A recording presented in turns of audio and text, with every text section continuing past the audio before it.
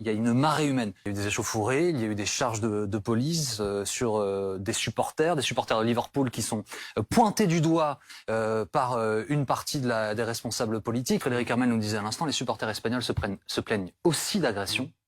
En fait, tout le monde se renvoie la patate chaude depuis hier soir. Moi, j'étais au stade. Hein. Quand je suis le député de la circonscription, donc j'ai eu la chance de voir le match. J'ai failli arriver en retard aussi. Et ce qui est intéressant de le dire, c'est pourquoi j'ai failli arriver en retard.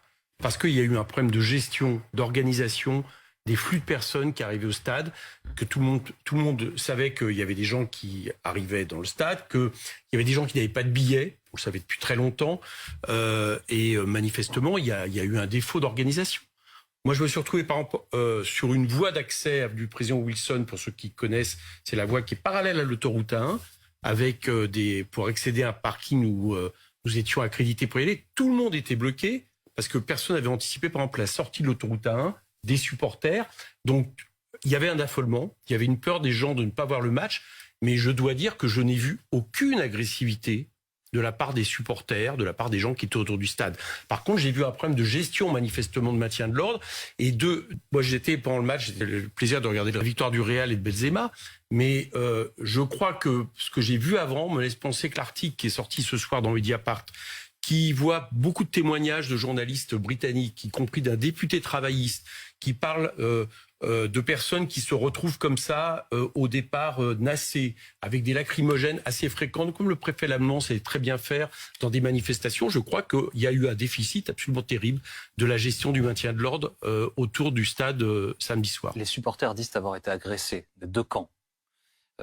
Cette chose, évidemment, est devenue politique.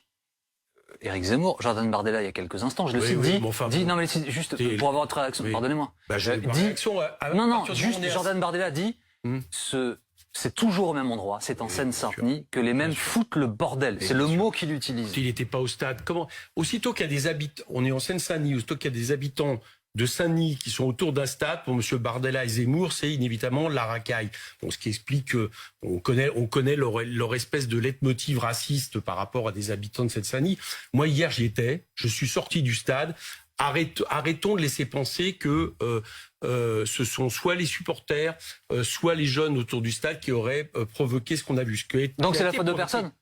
Si, je vous ai de la police. Mis de responsabilité. C'est pas la police. La police elle-même, elle reçoit des ordres. Je pense qu'il n'y avait pas assez de policiers par rapport aux foules qui arrivaient hier par rapport au stade. Il y a eu quelque chose qui n'a pas été manifestement anticipé. La police est retrouvée dans cette situation. Et ce que témoignent tous les journalistes britanniques ou tous les témoins, c'est des personnes, y compris avec des billets, ce qui explique pourquoi vous avez des gens qui essayent tout d'un coup de franchir les barrières. Parce que simplement, ils allaient rater le début du match, qui se sont retrouvés nassés avec des lacrymogènes à ne plus savoir qu'en faire, au lieu de gérer de manière pacifique cette question. Donc, moi, ce que j'interroge aujourd'hui, ça fait maintenant des années que le préfet allemand, il y a un problème de maintien de l'ordre dans ce pays, alors que pendant des années, la police française servait d'exemple en termes de maintien de l'ordre. Et je crois que ce qu'on a vu hier soir, c'est ça. D'où ça vient? Alors, juste pardonnez-moi. Les Jeux Olympiques, ça m'inquiète un peu. Le fait qu'il y ait des faux billets vendus dans des matchs de Coupe d'Europe pour des supporters qui n'ont pas pu avoir des places, on sait que ça existe.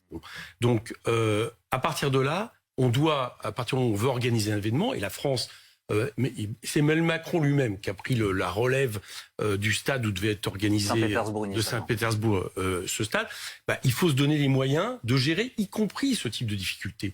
Et ce que je sais hier, c'est qu'il y a des gens qui avaient des billets, des familles, des enfants, qui se sont retrouvés sous des lacrymogènes parce qu'ils ne pouvaient pas accéder au stade. Je continue à dire, moi j'en ai vu, j'ai vu des gens arrêtés sur l'autoroute A1, enjamber les barrières de l'autoroute pour essayer, ils avaient leur billet, mais essayer simplement d'aller voir le match à l'heure.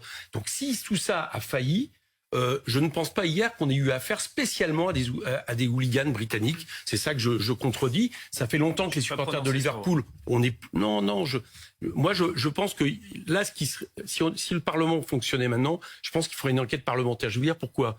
Parce que dans 2 ans, il y a les JO. Dans 1 an, il y a la Coupe du Monde de rugby. Et si on n'est pas capable de gérer un afflux vers un match qui me semble assez classique par rapport à ce qui se passe dans des matchs de foot ou des finales, moi je suis inquiet. Et encore une fois, je crois que la gestion du préfet allemand dans les manifestations ou autres s'est retrouvée quelque part hier par rapport à des foules qui étaient agglutinées pour multiples raisons. Et ça n'a pas été suffisamment anticipé. Je crois que c'est ça qui s'est payé hier.